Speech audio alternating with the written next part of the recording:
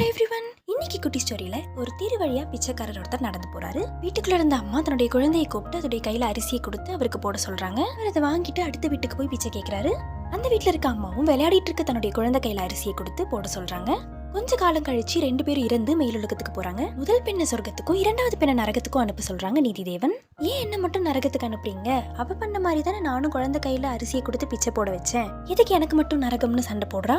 நீதிதேவன் சொல்றாரு, நீங்க 2 பேரும் குழந்தை கையால பிச்சை போட வச்சாலும் உங்க 2 பேரோட நினைப்பும் வேற மாதிரி இருந்தது. குழந்தை கையால பிச்சை போட்டா அந்த புண்ணியம் என்னுடைய குழந்தைக்கு கிடைக்குமே அப்படின்னு நினைச்சா, அதனால அவளுக்கு சொர்க்கம்.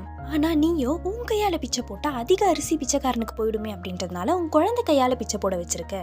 சோ உன்னோட கெட்ட எண்ணத்தினால உனக்கு நரகம் அப்படின்னு சொல்றாரு. So the moral of the story is எண்ணம் போல் வாழு, பிறரை போல் வாழ எண்ணாதே.